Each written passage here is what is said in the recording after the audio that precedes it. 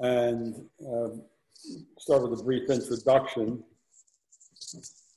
Thanks for joining this School of Living Zoomcast this evening.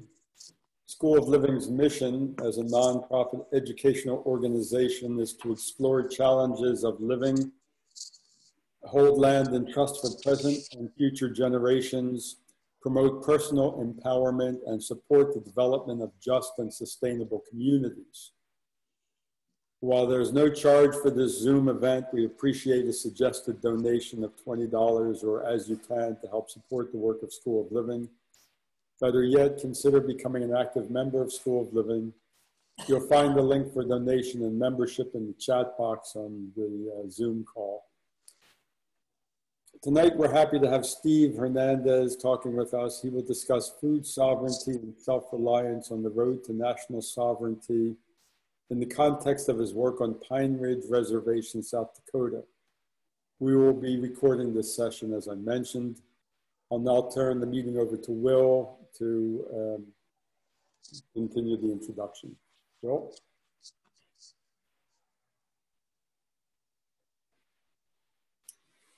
Oh, he's muted. Oh, here we are. I'm sorry. Okay, I just unmuted you. You're good to go. Okay. I also wanted to be sure we introduced Star, who has spent Yes. her life living on Pine Ridge, recently graduated from Oglala, Dakota College with a BA in education. Is that right? Wait a minute. We have to get you for some reason. I got it. I okay. unmuted. Good. Just a correction. I will be graduating. I just have to do my student teaching, but due to COVID, that just put a setback. Okay. So got your academics all done, and now you have to go face a classroom. Yes. But yeah. Okay. And both have been fairly active with the group One Spirit that I'm also working with in trying to develop more sustainable, more livable conditions on Pine Ridge. Steve, for a number of years, has been loading boxes and was just telling me you loaded, what, 12, how many pallets? 28 pallets. We just got done doing today. A semi-load came in, 1,260 boxes and 1,260 gallons of milk we sent out today to the 4 districts on our reservation. So it's been a busy time, particularly during the pandemic, of identifying food supplies, getting food supplies in, getting them distributed, and being sure that the food in the boxes is enough to support a full and nutritious kind of meal program for the folks there on Pine Ridge. I guess I won't take up a whole lot more time, except perhaps to ask Steve if you want to start off with some commentary, some thoughts about what your participation in social justice particularly is, and how you view your work, if at all, as part of bringing social justice to Pine Ridge. Okay. Yeah, I guess, I've been involved in this type of work pretty much my whole life, being involved in the community, trying to look at ways that we could, better our communities and our people here. But I just wanted to talk a little bit maybe about the reservation where I'm at right now, for people that don't know, just some basic overviews of, of where we're at and what we do and, who we are here. I'm a member of the Oglala Lakota band, which is one of the 7 bands of the Lakota, Nakota, and Dakota nations. Like I said, I'm on the Oglala band, and we live here on the Pine Ridge Reservation. I live out here in Pajutahaka District, Medicine Root District, one of the 9 districts of the Pine Ridge Reservation. Pine Ridge is about 3.5 million square miles, the boundaries. And the reservation land is a little over 2 million acres. It is one of the poorest places in the country. We have a population about 35 to 40,000 people. give or take. Different censuses say different things, but we have a lot of transient population that comes and goes depending on the seasons, either looking for work or looking for, places to live. We have, a high population of youth, 25 years or younger. They make up, I think it was over 62%, I think it was the last count of our population is 25 or younger. Looking at ways for, on the reservation, I know people always hear, a lot of the bad things that we always talk about, the alcoholism, the drug use, a lot of the bad things. And we lead a lot of those categories here, a lot of the bad areas where, a lot of the drinking, the drugs, high teen pregnancy, high teen suicide rate. We have a high dropout rate. And a lot of the good areas we don't lead in, life expectancy is real low. Home ownership is low. Our graduation rates are bad. We live in, like I said, one of the poorest places in the country, so poverty is high. Like I mentioned before, I've always sort of been involved in this. I got, I guess, from my grandparents about always looking out for the community, helping where you can, appreciating what you got and being able to share it with everybody else. And so that sort of led me down the path of working, with different types of groups across the reservation. And, over my career, I've worked, with different federal agencies, state agencies. I worked for the tribe for a number of years. Our local college, I ran one of the college centers, looking at ways to be able to help out, wherever I could in the community. And with One Spirit, like Will mentioned, what we're doing now, what One Spirit does is we're a food distribution organization on the reservation here in Pine Ridge. We used to only do about 900 boxes a month. And like Will mentioned, we would provide enough for a family, for maybe about a week's worth of food. We always looked at ways of doing it towards the end of the month because, a lot of the people on reservation here, they they get social assistance, either food stamps or, or social security checks. And they usually get that at the beginning of the month. So by the end of the month, everybody's usually running short. And so we always looked at ways to do that last week, to provide something out there just to tide them over until, they would be able to get into that next month. And we also provide, other toiletry items, cleaning supplies and things like that. Is one of the areas that we do. So we looked at doing like 900 boxes a month before the pandemic started. And so, but since about March, working with some other partners, we've been able to do, I think it was about 2,000 at the height, 2,000 boxes a week we were doing reservation wide. We were supporting our tribal government here on the reservation called for a lockdown. And so there was no movement for a few weeks there. So everything had to sort of be delivered out. And so One Spirit was sort of helping to be able to get that together and being able to do that. One of the things that is sort of, we were able to come and really help the tribe out because they didn't really have a mechanism like we did. We already had all 9 districts of our reservation. We had people out there that we were working with delivering, supplies out there as needed. And so that was something that we were able to step into and really show them how, efficiently to be able to do that. And we also had, again, remember it was under COVID time. So we had to think of ways to be, social distance practice, no contact drop-offs. We were talking about, we had drive-throughs going on. And as it progressed, we just went more like delivering directly to people's homes because we always looked at being able to help out elders, especially getting out to elders' houses, because a lot of our population on reservation, we have a lot of cluster homes where people live together in like little communities, but we also have a lot of our elders that still live out in the districts, out in the country, and so we had to look at ways to be able to get out there to do that. And that's what my work with One Spirit is sort of been leading, looking at ways that where we would be able to have a food system here on the reservation. Most people look at that don't live on reservation, or I think you may take for granted, like having grocery stores, farmers markets, access to different types of being able to get food. But on here on the reservation, the majority we have pretty much one grocery store that covers our whole reservation. And it's in one corner of the reservation. And it's like 100 miles across, like 110 miles from one corner of our reservation to the other. And we have communities throughout there. And so a lot of the only access people have to of food is, we have smaller convenience stores, our gas stations pretty much in some of these smaller communities. And so, a lot of them don't have any vegetables. A lot of them don't have any fresh fruits. And if they do, they're really expensive. So people really look at, it's a food desert is what they call it out here because of, the lack of access. And so One Spirit is looking at ways to be able to make that available. We try to partner up with a number of different groups to be able to do that. And I guess sort of the social justice part of that is being able to, if you can't access, healthy food, being able to provide for your family. We down here on Reservation, we still claim we're sovereign. We still fight for our rights, for our ancestors fought for. We go by our treaties. We believe in that. We have that government to government relationship with the people, with the United States government, and the people are reliant upon that. And so that's where we find ourselves in not being able to have those promises that were made upheld in the provisions of being able to take care of the people.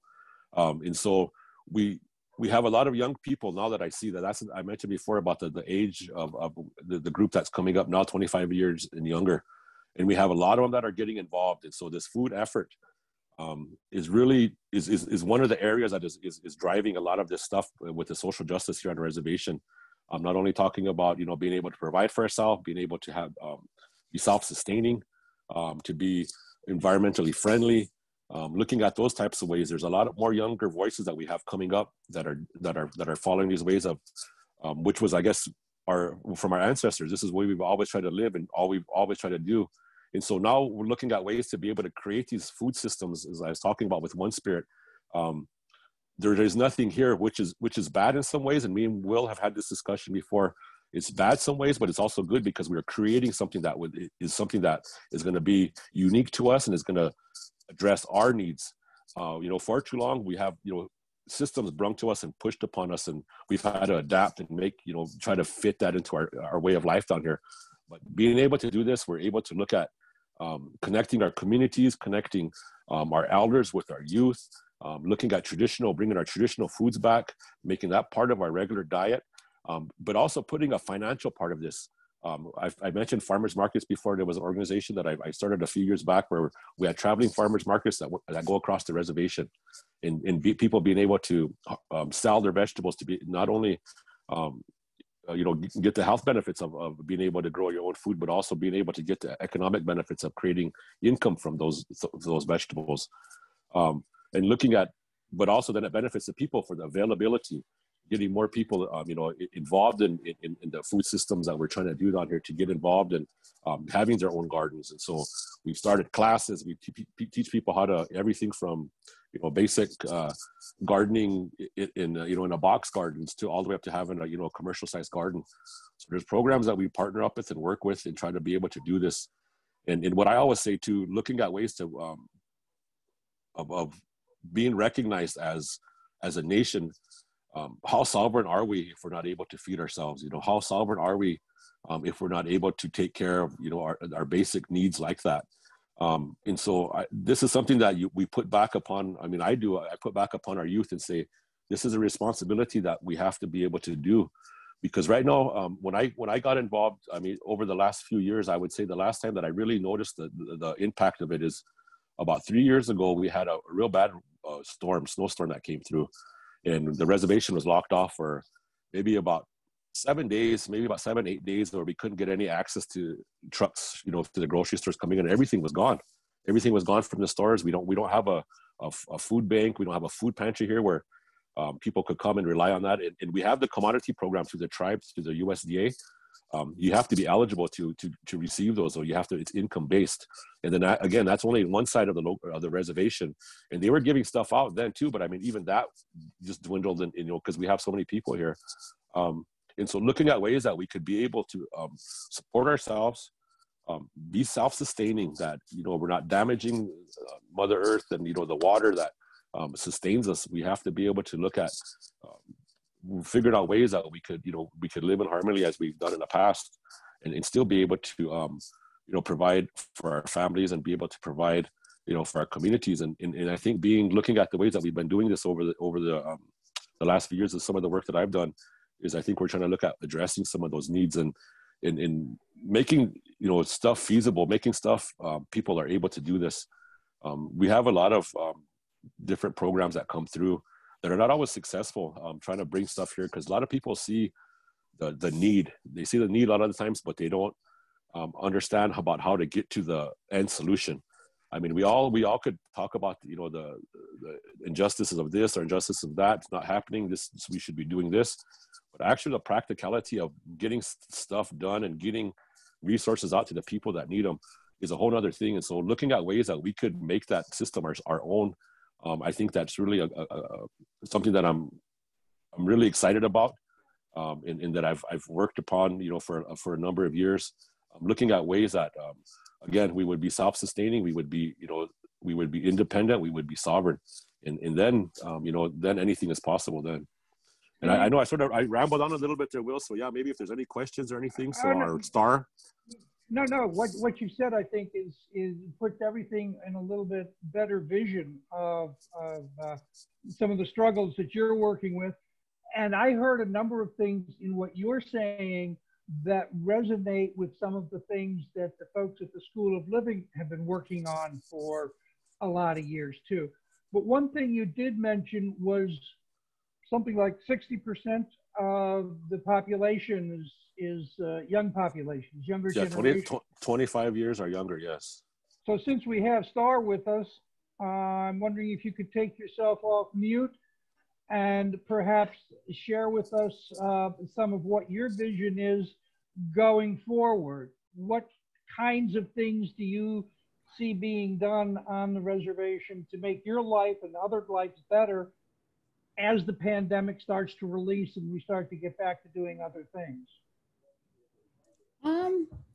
Well, I could just piggyback off of what Steve said. Like, he's thinking of becoming more self-sustained and starting teaching everybody how to do gardens and everything, and grow their own food. However, that's also good, but like he said, we don't have a lot of options when it comes to stores. Where I live, I'm 10 miles to one store and 5 miles to the other store, and it's hit or miss. Like with the produce, it's hit and miss. Like we don't even have cilantro at these stores, and if they did, it's probably wilted. It's very poor quality.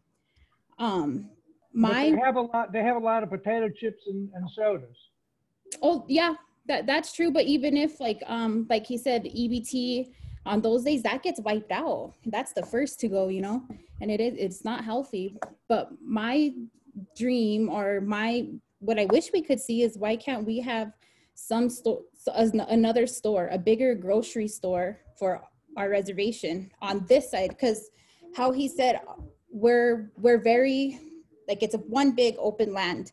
We're in Kyle, and it's 52 miles one way to Pine Ridge, where he's talking about the other grocery store, you know? So that's 104 miles round trip for us. Or if we go to Rapid City, that's 90 miles one way. So we're just in a spot where we don't have many options. So I think our younger generation, I mean, along with like the gardening and growing our own food, but a nice grocery store with those same options for those who don't have a green thumb, you know, being able to go to the store and pick up those healthy items and have a variety of different vegetables, of produce, of everything that you would see if you go to your grocery store down the street, you know? So I think gardening, and then plus an actual store. Well, that's certainly a pretty ambitious endeavor.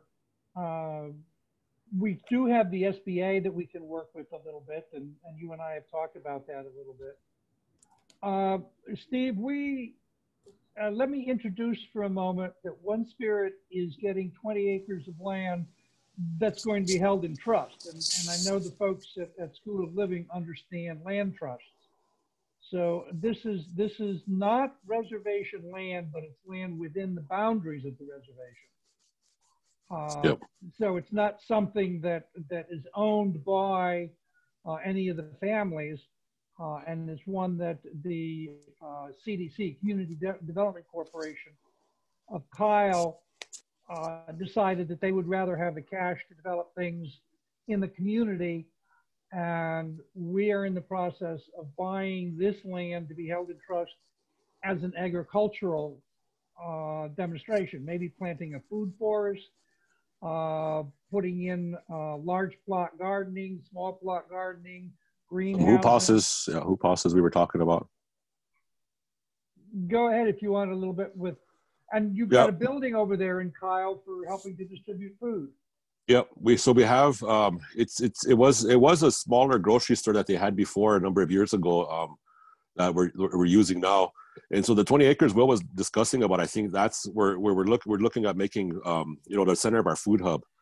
Sort of what the idea that I have to be able to do this is, again, I mentioned we have 9 districts across the reservation, and like I mentioned, it's 110 miles across, like where we're at, and we're talking about in Kyle.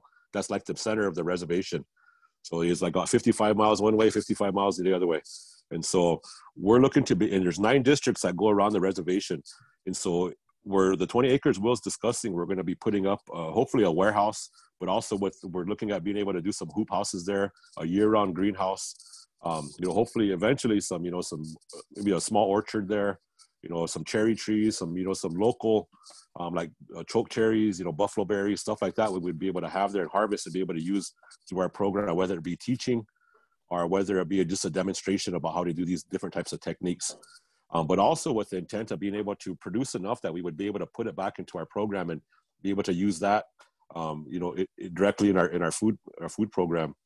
But to address some of what we were talking about too, with being able to have the availability of like supermarkets and stuff, looking at unique ways to work, and that's what we're trying to do here with the biggest grocery store we have now. There's a new management company just recently came in about a year ago, and we've been working real closely with this grocery store. It's a chain in South Dakota, but they've really been responsive to our needs, and they're on a lot of different reservations across the state. And so there's some unique things that we're looking at being able to do there too. And like Star mentioned, people want stores in their communities. And so we're looking at ways that we would be able to help that process with the same time as still keeping our mission of being able to have food pantries or food banks in these communities. And so maybe trying to meld those two together, where if people are, because we have a lot of entrepreneurs here now, they may not have the facilities or the means of being able to have like a storefront, but we have a lot of people that sell food, that process food, that do different types of things like that down here. Because again, we don't have restaurants, we don't have a lot of stores, and so a lot of people just make stuff out of their homes. But if we had a market where we would be able to maybe hopefully market those in some of these different communities across our reservations, where we would be looking at setting up a food pantry or a food bank or food pantry in these communities.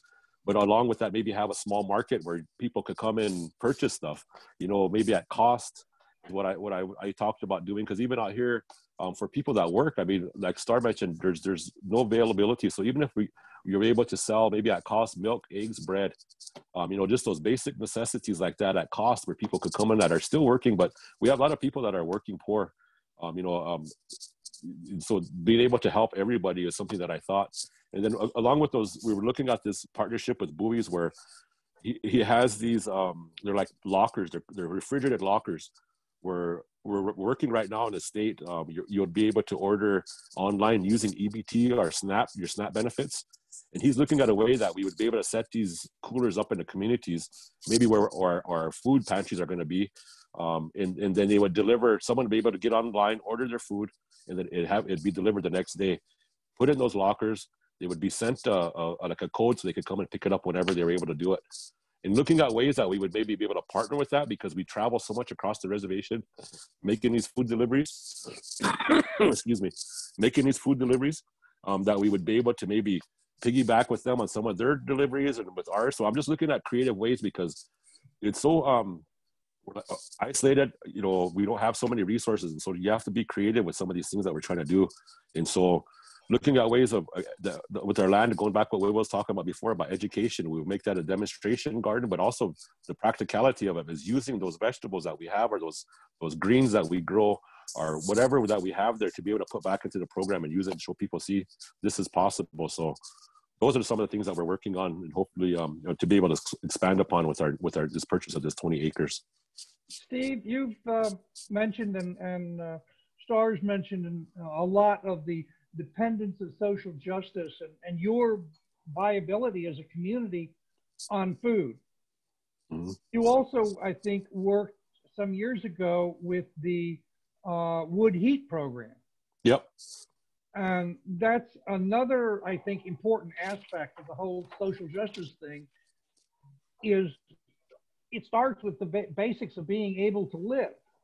Exactly. And there's a lot of folks, particularly some of your elders out in the countryside, that if they don't get 2 or 3 cords of wood delivered, they're not going to make it through the winter. Yeah, we have relatives who don't even have running water. Yep. who use outhouses. That was a big. We were helping out when we had people on quarantine that were tested positive for COVID, and we were taking around packs of food for them, and cleaning supplies and stuff, delivering to their homes because they were on quarantine. They had to stay in. So, and it was so hard going out to some of these places because they didn't have no running water. That was the first thing they tell you. You're supposed to wash your hands and all this stuff. And they have an outhouse, and this older lady was having to go use the outhouse, and she's sick. And I mean, those are the types of things he talked, about basic needs, Maslow hierarchy of needs. We have to be able to have those basic needs covered, and that's all. That's the first part where we're trying to do is to be able to address those. And so, if we're able to cover those needs, where people ain't hungry, kids ain't hungry, they're gonna do better in school. People ain't worrying about the stresses that they're being able to have to be able to feed themselves or have heat.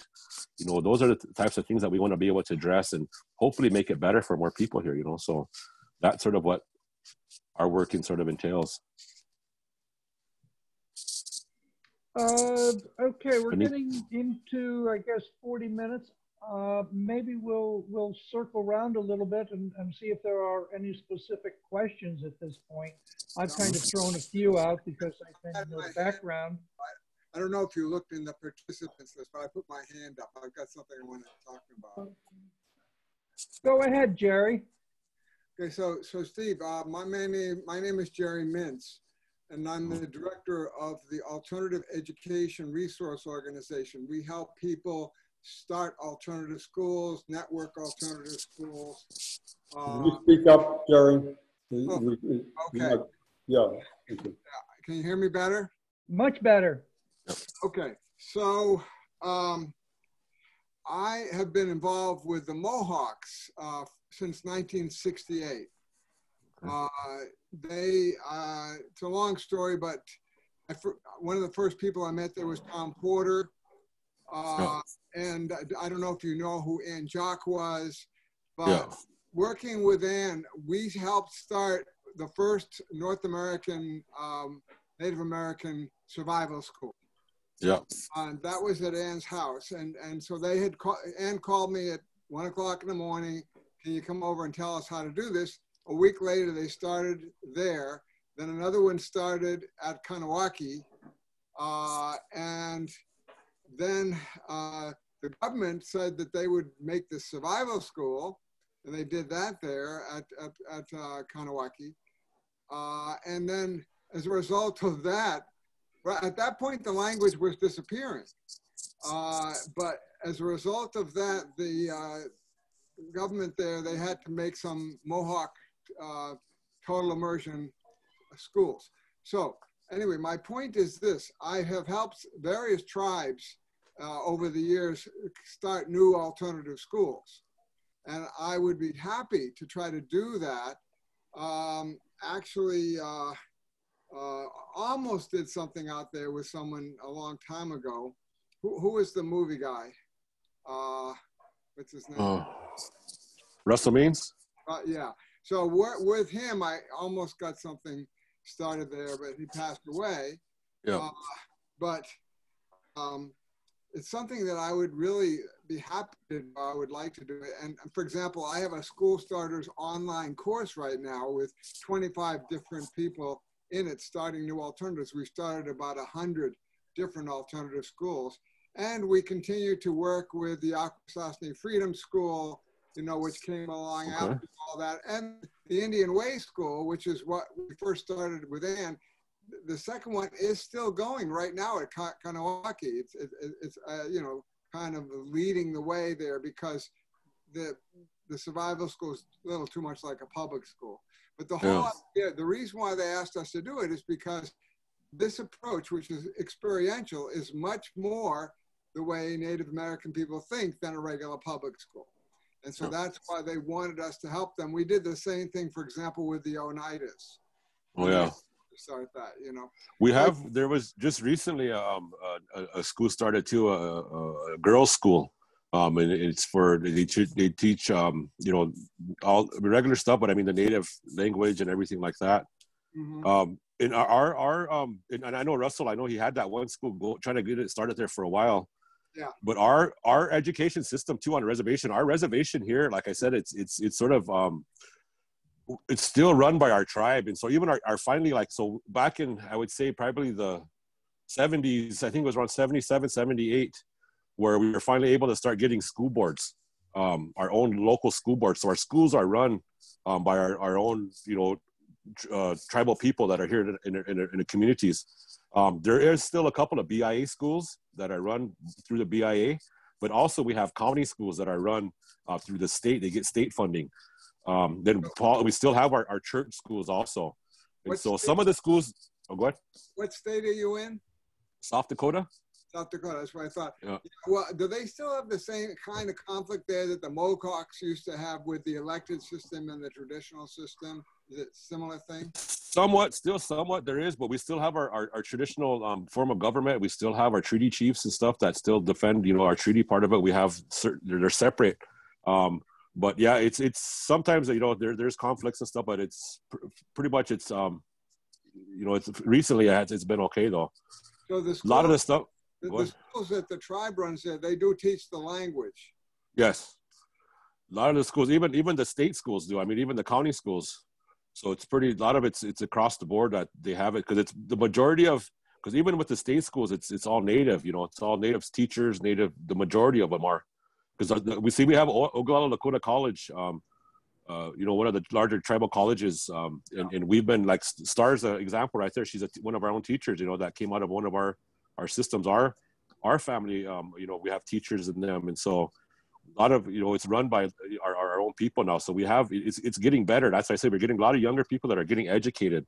You know, because we have our own college system now that turns out bachelors, and we have also a master's program through them.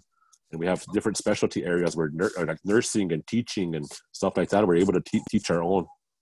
Star, you've done working on your degree in education, principally primary. Maybe you could speak a little bit to what you see as being some of the important things to include in an education that reinforces your Lakota traditions. Well, I think a lot of there's a lot of programs that are being that are starting up, like with the traditions, with our language, where there's like this big new wave with revitalizing our language. And that was something that we didn't have when I was younger. And then also just the basic, the history of our people, that was also never taught.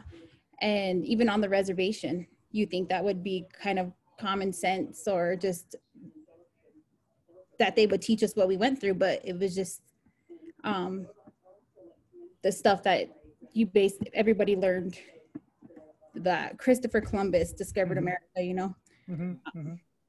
So I think if we had more of that growing up, but like I said, there's a new wave. It's kind of cool to learn your language, to learn your culture. Like Steve said, there's that new it's called Ampoiwi Chakpi, the new girls' school, and that teaches girls not only math and reading, but it also teaches them their role as a woman. So any way that you want to connect any schools like that to what we do, let me know. We are the #1 site for alternative education in the world, and so we put up member schools that people can access if they want to find out more about them. And if anybody needs help with anything, we're happy to do it. If you're looking for teachers, for example, or resource people, you know, we can help with that. Okay, good. So we've touched on my email in the chat box, so if you can get it there. Yeah, it's over in the chat box.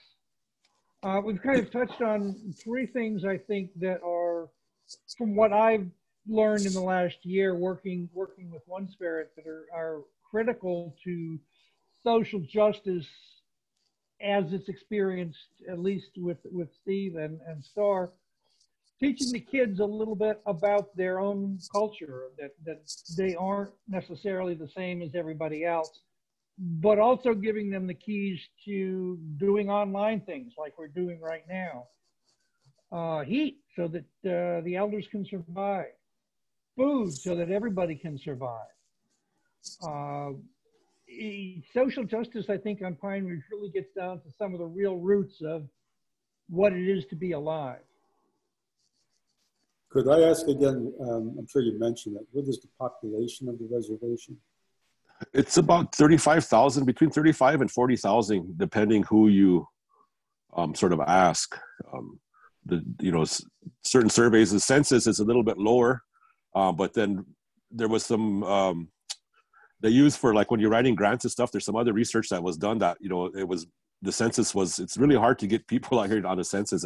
We're going through that right now. Right. And so, but the numbers that we serve and the families that I know in the communities, that's, I figure it's about right, about 35 to 40,000 people that we have on a reservation.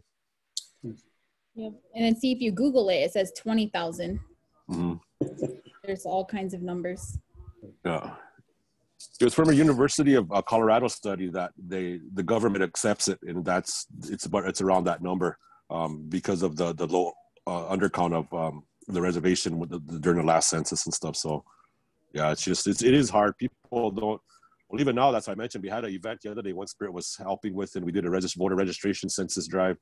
Because that really affects the funding that we're able to receive out here. So, a lot of people are real leery of giving a lot of that information out. We don't trust the government, at all out here. And like I said, that's what makes us different. That makes us sort of unique. Is our reservation is still intact. We have our boundaries are intact. So we don't have any state police in here, or the federal marshals and FBI will come through for that side of it, but we have our own police, we have our own court system, all of that here. So all of that is handled, internally by our own people.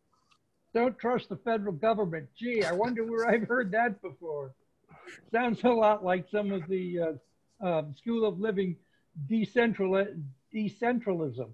Well, that was some of the stuff that we talked about it. It's even personally on the reservation here the government comes in even after the reservation was established in they thought it was the worst land that was possible. That's why they gave it to us. That's why it's really, land's not ready for, being able to grow a lot of food on it.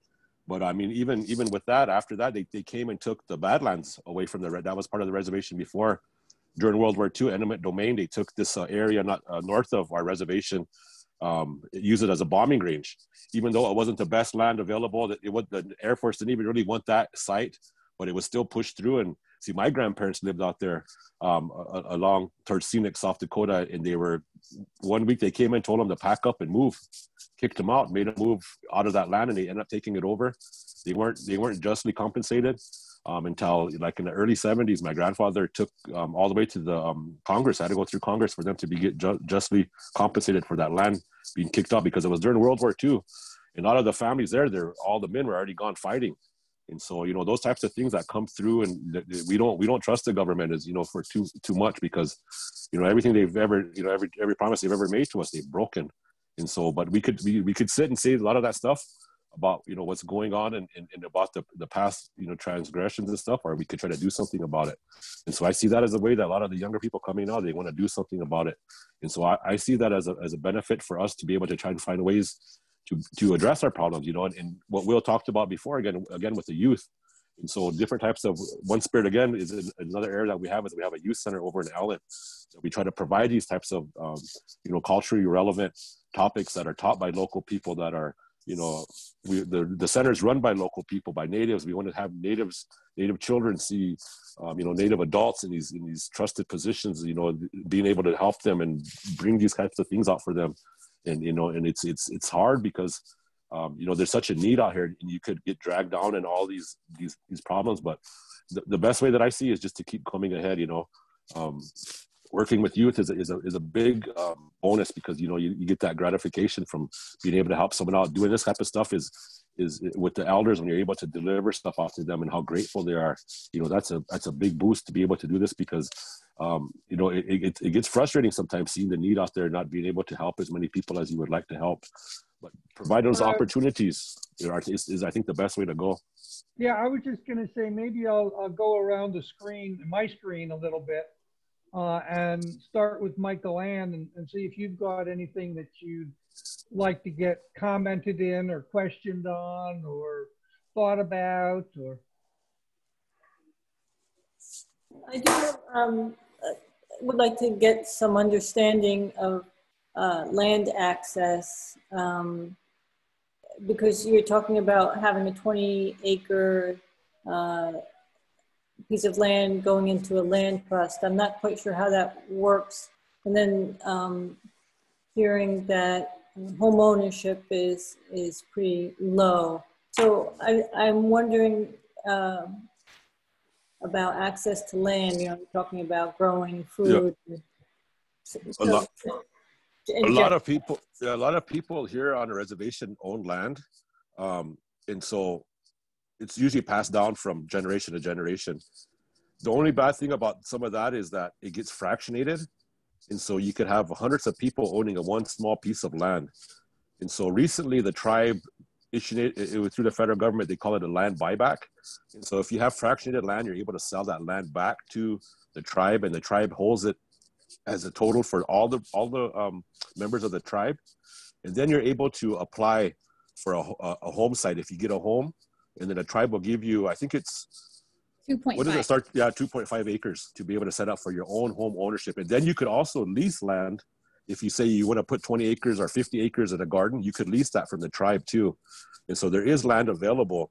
It's just how the process about going about getting it.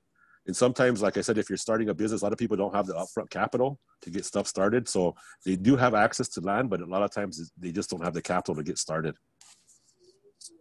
Well, and Michael Ann mentioned, not quite sure how the 20 acres that One Spirit is going to be really holding in trust. We don't know either. This is an experiment. As far as I know, it's not been done before.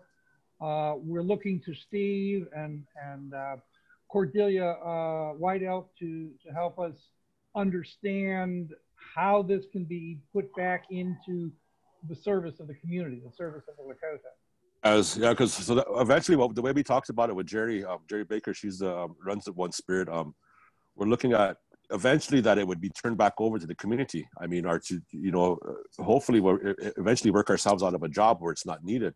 But we partnered with Empowerment Zone, and what Empowerment Zone is each district has their own like economic development team, and that's who had this part of this land that we purchased from. So we're looking at being able to partner with them in other ways that we could do, job training. We've done some that. Hopefully, once we have the place up, we could teach people how to work at the site. And then we have other partners that we were sending up to Minnesota that we're doing some work, some youth that there's different ideas that we sort of have. And so being able to make it most beneficial for the tribe, for the tribe or the community there where the site's going to be. And then being able to get the stuff out of it, all the growing stuff. But the different types of land, and I don't know if that's what maybe the confusion about it too is. So this land here, it's called deeded land. It's not reservation land. When the reservation was established, when they had the Allotment Act, they gave all the land out to all the natives that were there. The head of hostel got so many acres, and that's how whatever was left after that, they just opened it up and people just came and took it. And so a lot of that land, they call it checkerboard now. So different parts of our reservation, there is tribal land, which is trust. The federal government holds that in trust, so it can't be sold, or it can't be, like, you can't use it for collateral. If I went to the bank, I can't use that. And then there's deeded land, that is state land. So state, you still pay taxes on that land. The state, I guess, could more or less say have jurisdiction on that land. They don't really, but so that money comes, so that's why we say we have like county schools here.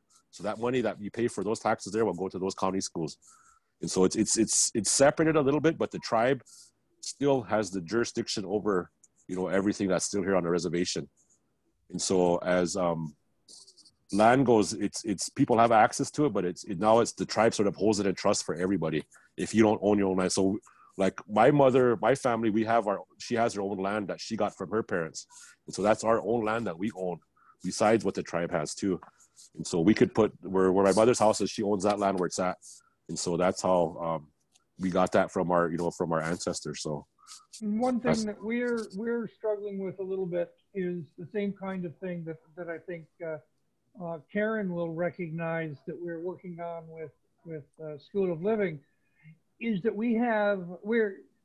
One Spirit is governed by a board of directors. And right now our board of directors has 2 enrolled Lakota, and the other 4 or 5 are unenrolled. And one thing that we're trying to work towards is to improve this mix a little bit so that it would be entirely possible in 10 years from now, if One Spirit became majority Native, majority Lakota, well, then who owns the land? The land is owned by an organization which is under the direction of the Lakota. So how this is going to work out in 5 years and 10 years, like Steve says, a lot of it is experiment. We're trying to learn as we go.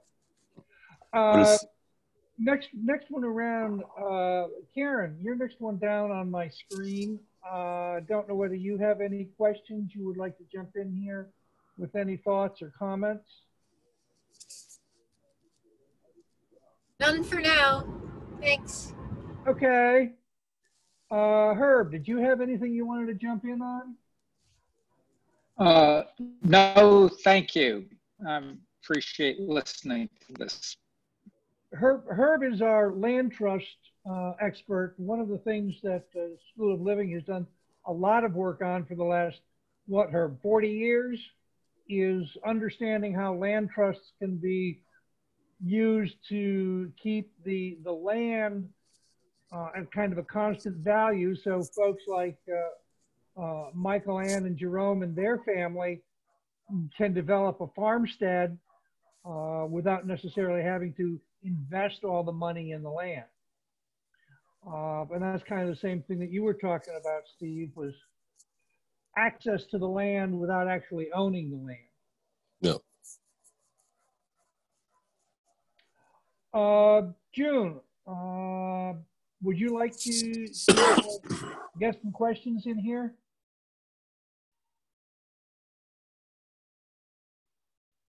Guess not. I don't see her, don't hear her. How about Emily? Any thoughts? Yeah, sure. I just want to say I really appreciate this. Thank you, Steve, and thank you, Star. It's really helpful. And I think Jerome said, but I'll explain a little who we are. I run an art space called Street Road, which is near Jerome, near Stella Lou, the Pennsylvania, or the Cochranville, Pennsylvania School of Living site. I don't know if you call yourselves a site, but yeah, I was just kind of listening, and our art space focuses on questioning received notions of private ownership of land, and that's one of the reasons we've become close to School of Living and have kind of continued these conversations. And I appreciate learning about your site and Will, the things you've shared about what you've done too. And then two, just like from an art perspective, I want to say that I feel like in contemporary art, there are a lot of projects going on that are working toward decolonial thought and like redressing and toward justice of all different kinds. And just for example, here in Philadelphia, there's a project called Detours, like around, which centers around Independence Hall and the Constitution Center, but the tours are specifically at, like, you know, opposite, like you mentioned, Star, to the history that is taught in schools, and so like it's just a very kind of a creative approach to. There are many creative approaches to kind of decolonial thought, and I just wanted to kind of share that in That's all. And thank you very, very much. Thank you. Star, we're sort of getting close to the end of our hour. I don't know whether you have any summary, closing thoughts, anything you want to launch off into. I guess we can really run until 8:30. I don't know what your schedule looks like there. You've got little ones to tend to, probably feed them supper. Yep, that's I have to start supper. No, I just enjoyed this meeting. I liked listening to everybody and Steve's thoughts and how it's running, because I'm fairly new at working with One Spirit. I'm in my first month. So hearing what everybody has to say, it's me getting caught up in the past years of what's going on. Steve, And I'm interested in your bee farm, Mike Land. You want to get some bees started out on where you are? Well, I would love to. I tried a garden this year. However, it's a garden of weeds right now. Maybe bees are more like it. Bees like weeds. Here we go. Do you have any beekeepers in the area or on the reservation? I think we do, probably 50 miles from us in Martin, South Dakota. That's off the reservation, but I don't really think, do we have any bee farms on the reservation? There's a couple. They were trying to start an association down here. There's a couple of them that took it up here. But yeah, there's a few. There's a lot of different, beginning agricultural products. I mean, not products, but people starting up different, things like that with bees. And we also have a lot of people doing poultry, chickens.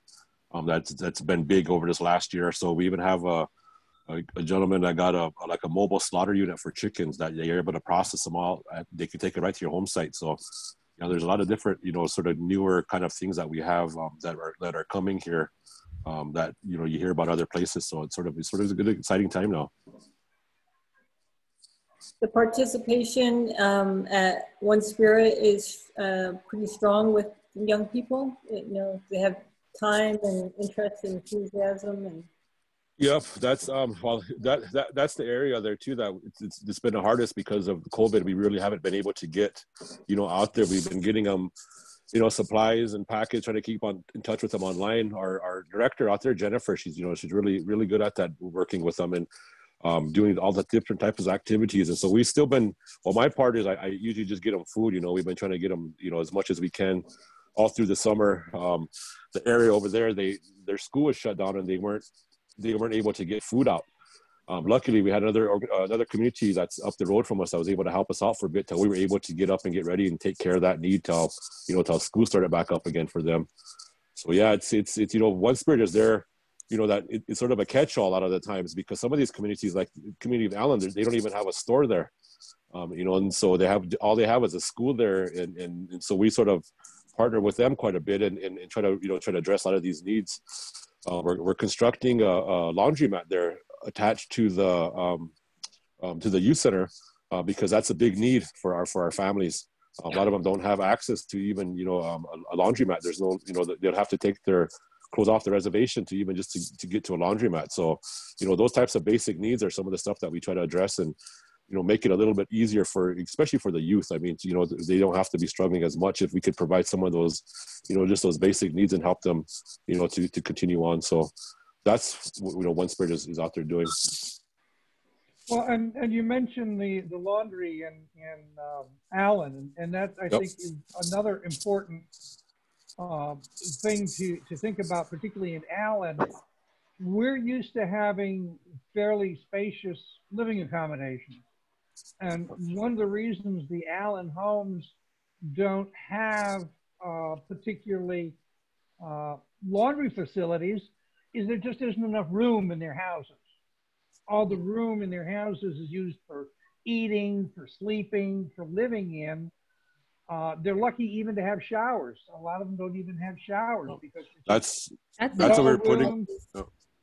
That's what we're putting in part because we're putting in some handicap showers at that laundromat. We're over in Allen too to be able to do that, because sometimes our kids will come and they'll just be, you can just tell that they haven't been taken care of. And like Will said, a lot of these homes too, there's multiple families living in these homes because housing is such a shortage. And so you're lucky if you're happy, if you have a house. And so there's multiple families sharing these homes sometimes. And And you know, even if they do have a washer, you know, that many people using it, it's going to go out after a while. So that's, you know, those are the struggles sometimes that they're facing. And so wherever we could try to, you know, put those little things in there to be able to try to help is what we want to try to be able to do. How available or accessible is water? Post your email. You said that most of the places don't, many of the places don't have running water. Is is groundwater, wells? The reservation, there is the well water is good around here. We have a program. It's called Mini Bichoni. It's we pipe water from all the way out from the Missouri River out here to the reservation, and so there's certain areas that it's finally getting out there now to these homes that haven't had water, but that's still part of the progress that's going across there. But some of these houses, you gotta remember that. I mean, even on where we live out, it's in the country. We live off a gravel road. And you know, it's not too far to the house from there. And so there's a cluster. I mean, there's homes down that road, but some people live miles and miles off the road, you know. Some of these older houses that are old sod houses that are out there, some of the elders still stay out like that. And so some of them are the ones that don't have, you know, access to that. But there's programs that are out there that are trying to do more to address those needs. And so there's another nonprofit down here that does that helps hook people up to the main water lines if they're close enough to their houses. So there are stuff that people are trying to do to be able to address some of those needs. And there will be adequate water where we are in Kyle, really to help irrigate the land, so that if we get a farming operation going there, there will be enough water there either to pump out of the ground or to pipe out of the ground. Yeah, we're right next to the water line. Yeah, so we're good. We're not too far from town there, so they're putting. I just see them. They put all the new pipes and everything running out that way, so we should be good for the next so many years. I don't think we'll have any problem with water or the sewer through there either. I see Karen's made an appearance. Have you got something you'd like to jump in on? Yes. Well, I'm really enjoying this discussion. Thank you so much for coming. And I have a question. You had mentioned that a lot of folks use outhouses, but I was wondering to what extent anyone out there uses composting toilets. And is there any, and how was human excrement dealt with historically, traditionally among the Lakota? Well, we were never, we were, you know, like nomads, so we traveled quite a bit. So it was never in one area that we ever depleted the resources in one area or contaminated resources in one area. And it's not a big thing. There is still a few, like I said, houses out there, some that still use outhouses, but it's not the majority anymore. The majority of our people do live in cluster homes in the communities. And so they do have access to, you know, running water and bathrooms. It's just some of the people that live out of the little communities. Out in the country. Yeah, out in the country. And some of the, there is a couple of organizations that came through here the other year that were teaching people how to make composting toilets. And I think there still may be, that we're helping out some of the elders. I'd have to check and stuff and see exactly where that is. We have another, also I don't know if you ever seen like those porta potties. We have a company that does that down here now, and I know the tribe uses them quite a bit. If there's, you know, people are having problems at their like septic systems failures or whatever.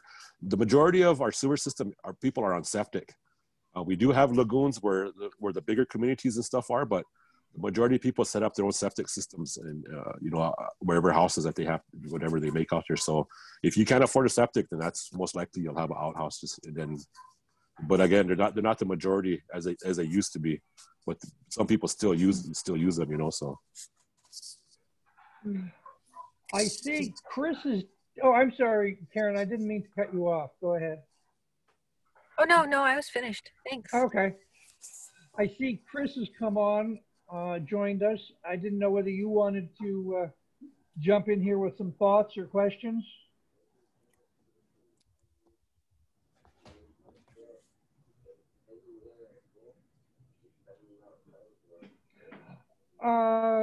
Anything else we'd like to cover?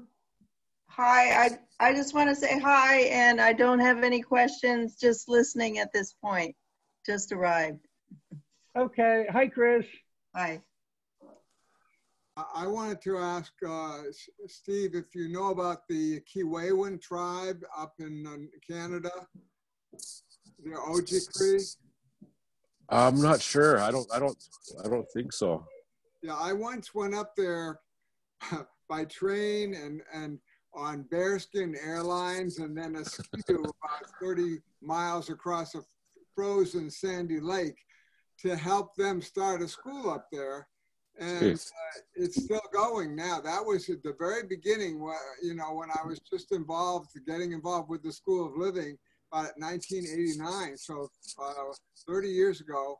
And you know, Jordy Kakapedam was the chief up there, but I helped get that going, and it's still going to this day.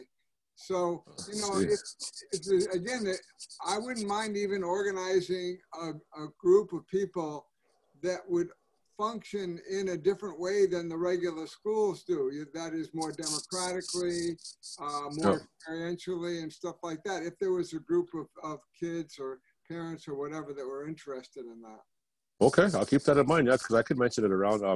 We also have, what is that school up here, Star? Is it a Montessori? Oh yeah, Waldorf. Waldorf. Yeah, we have even a Montessori school here too now, and so they're getting bigger. They're just in elementary right now, I think, but yeah, they're growing and expanding too. But yeah, I'll keep that in mind. I do talk with, you know, different educational people. So Montessori's and Waldorfs are part of our network. What the commonality is, by the way, we have resources of something like 600 members around the world. So these people could help you with whatever you might be interested in or whatever you might need. Because we have a newsletter that I put out every week that goes to 15,000 people. Okay. But I ran a school for 17 years in Vermont that was very radical, which is why the Mohawks wanted me to go over there and talk to them about how to start it, because it was really built on the interest of the students. And so that's the kind of education that we believe in, rather than somebody has all the answers and it's a top-down approach and you know, the kids have to memorize that curriculum. We don't do it that way at all.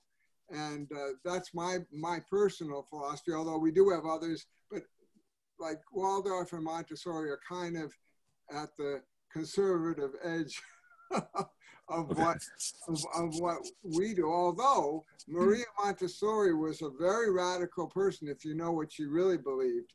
And she really did believe it when she said, follow the child. Okay. I know that one of the questions, one of the interests was to come away from this meeting with some really practical kinds of thoughts as to what we at School of Living might have to help you in the way of a knowledge base, in the way of some of the things that our folks here have experienced living on land trust land, trying to develop sustainable agricultural practices, what and how we might be able to share that with some of the work that you're doing. And similarly, how some of the work that you're doing might inform the members of the School of Living as to what some of the real practical problems are with trying to achieve some kind of sustainable life where you're living. I don't know whether anybody, Michael Ann or Jerome or anybody wants to try and prod that along a little bit, or Steve, whether you've got some thoughts as to what kinds of knowledge base we might be able to share with you and how that might happen. Karen, what about permaculture?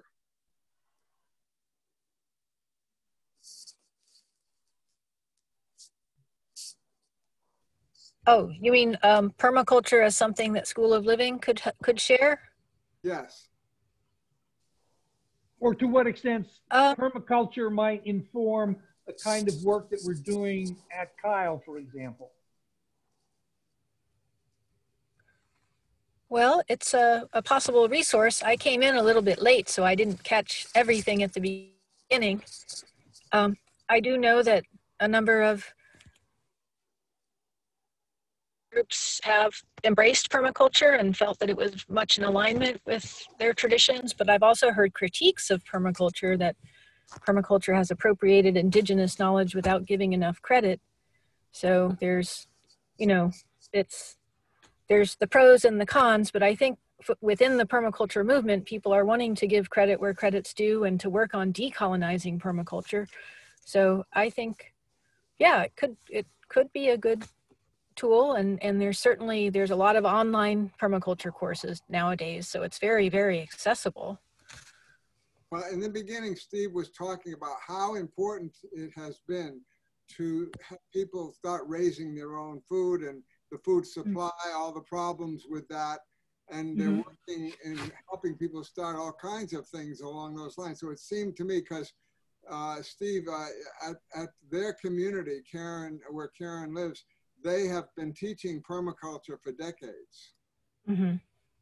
Is that a term that you recognize? Is that a way of working with the land that you've experienced or learned about? Yeah, there's been trainings here that they've brought down here for permaculture, and I think there's still an organization I think that does some of that. Yeah, and it's interesting. I mean, anything like that, I'm thinking any kind of information on that or any other type of topics around those types of things I think are interesting. I've had a youth summit. We didn't do it this past year, but we were doing it for I think like 7-8 years. This would have been a 9th year, and looking at different topics. I've had different types of instructors come in that teach sciences. We do leadership skills. That's what it sort of started out about, is leadership skills, being able to get up in front of a group and being able to speak, to come up with an idea and be able to set it in action, to be able to see it through, to work out ideas amongst the group. Those types of things we were looking at being able to do. So what I see a lot of the times is that interaction with opportunities, because a lot of times we're so insular here on the reservation. We're not exposed to a lot, and we're all are used to being around each other, and we're a lot of times it's bashful, or we don't want to take those risks going out there and being in front of people and explaining ourselves or trying to get our point across. And so I looked at ways about making a well-rounded giving information to you to be able to use practically in their everyday lives. So even like Robert's Rules of Order, how do you conduct a meeting? How do you set up a meeting and get an idea together where you're able to work it out amongst each other? Those types of practical things are not taught. And so anything that you guys think that would be, I think we would be open to seeing where we could find an audience for that. The thing that I always come back to, that I always say is opportunities. I try to provide opportunities. I've taught, ranching classes, gardening classes, canning classes, leadership classes. So anything that we could do, like I said, I worked with the college before. I taught college success classes, so being able to provide, I think, any type of opportunity out here for our youth or for our community is something that, we could look at ways to be able to do that. So whatever you guys think, I think would be interesting to, hear about. And if there's a way that we can make it work, I think that would, that would be really a plus for us to be able to have that extra knowledge. Steve, this idea is beginning to form in my mind from what you just said. See, the main thing that I help people do is learn how to use democratic process in schools. And my school was democratic, and if you go to our website, you'll see about 200 schools listed that use democratic process. And I think maybe one of them is Akwesasne Freedom School. But the thing is this: in my early trips to the Mohawk Reservation, I learned something about the Iroquois Confederacy's process of making decisions, which of course had a lot to do with the way the United States government was created. As you know, historically, they learned from the Iroquois, because there was no other model. It was royalty, you know what I mean? Yep. Jefferson and Franklin and all these people. So what I learned was a way that decision-making was made by the Mohawks, in which if somebody voted negatively in one of the tribes, that they would be asked why. That wouldn't just be a tyranny of the majority. They would be asked why they voted negatively, and then that could open it up for discussion again with this new information. So we incorporated that into our understanding of democracy, and we call it the Iroquois democracy. And Okay. and so and if you go to my website, you can see it, but I'll email you the article about how we learned that and how we developed it. And so this comes back to what you were saying. You see, the whole thing about kids learning to be leaders, learning to be articulate, this is what comes out of kids who participate in a democracy. Yep. You see, they must be able to listen, understand it, vocabulary, they must be able to express their point of view, and so on, to be able to get it across. So maybe one of the things that I could do, if you're interested, if you have interest, I could organize a group that would operate democratically to decide what it would do. I did this with a table tennis club. You can see I'm a ping pong player. Okay. I won the United States Championship for my age 2 years ago, by the way. Oh, okay. And I can teach it remotely too. I'm working on it. but the point is, it can be used in any kind of situation. It would be so fun for me to do, so interesting to organize something like that with the kids. And you know, when kids get to know me, they just consider me that I'm some kind of a young kid in this old body. I don't know, and that's what it's like to me. Steve, you talked about trying to organize some of this knowledge exchange. Were you thinking about getting folks from School of Living to physically come out to Pine Ridge? Or is this something that we should be thinking about setting up some kind of a remote like we're doing now?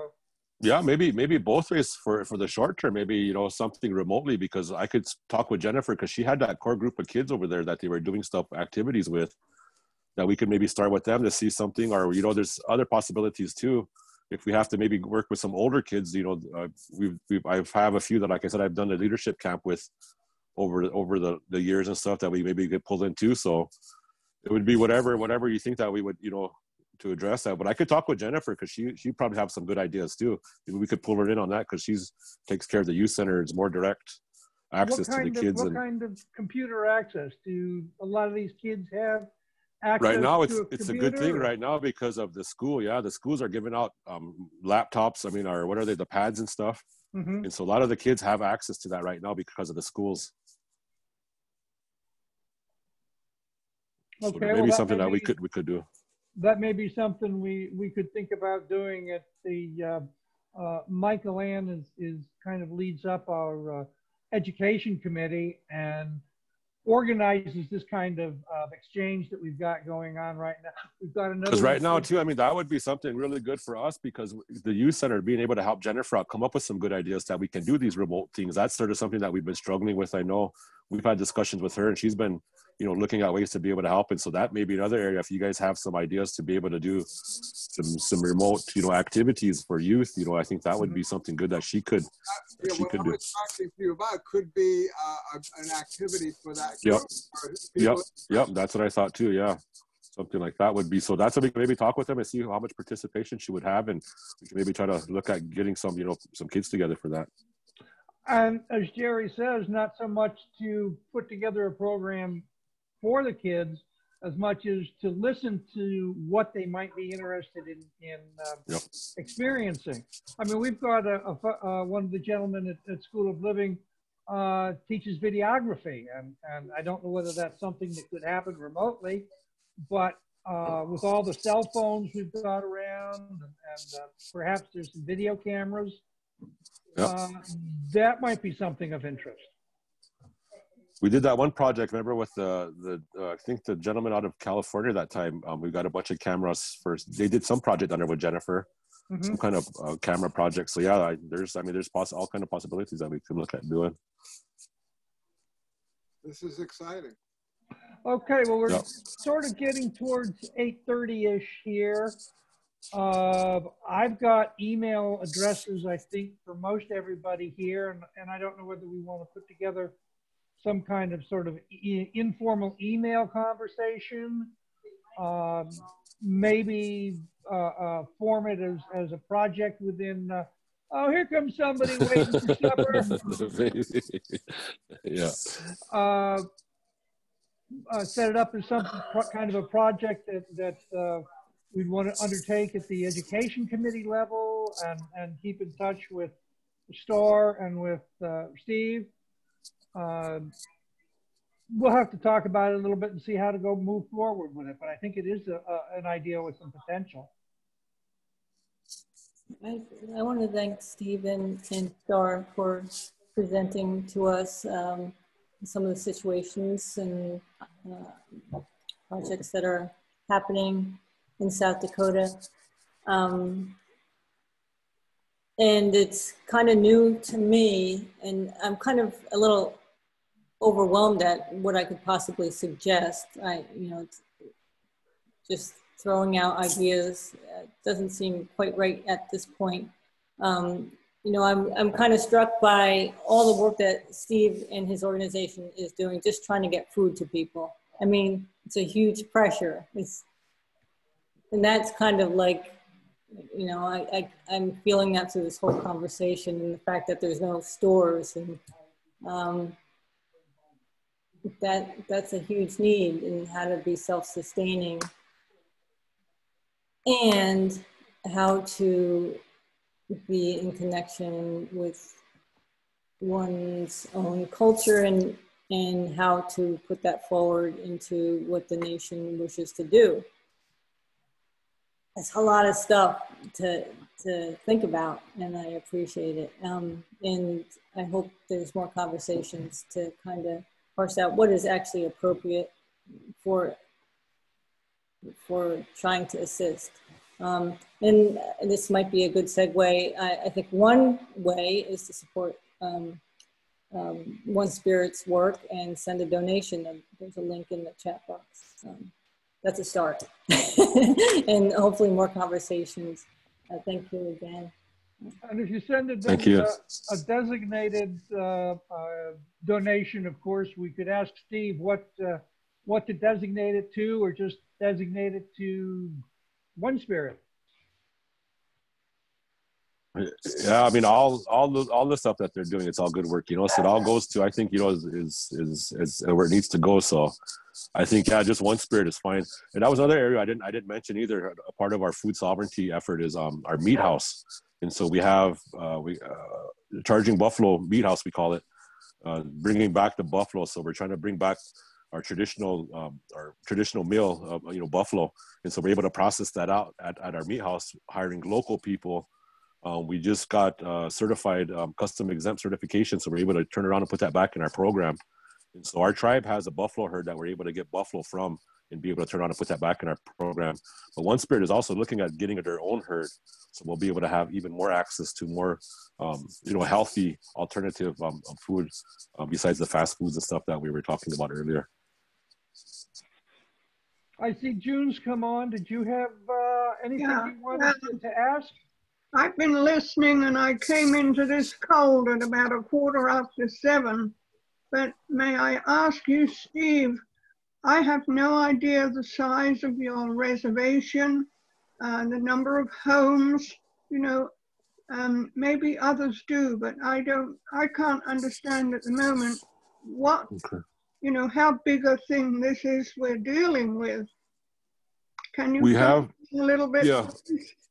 Our reservation is about 3.5 million square miles, and which of that, so it's bigger than some states, where it's about 110 miles across from one corner of the reservation to the other.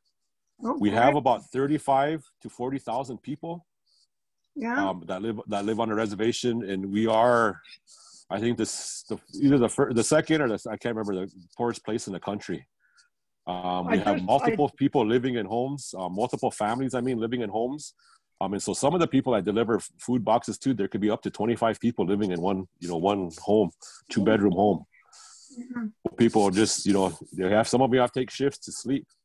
And so that's sort of the it's really unique and a bad position at the same time to see, that type of stuff. I just did the research for a grant that I'm writing proposal for BAM, and the 2018 federal data says Oglala, Dakota County is the poorest county in the country.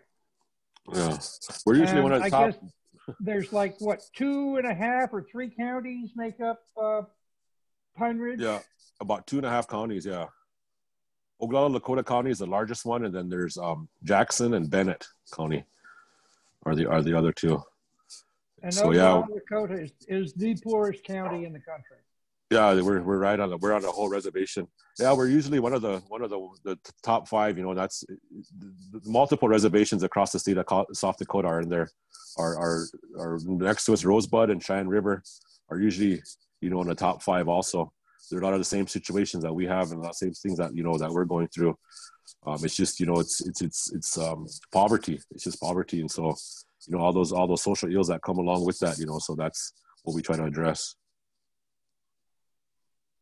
Thank you, Steve. Yeah, that gives me a little bit of an idea of what we're dealing with here.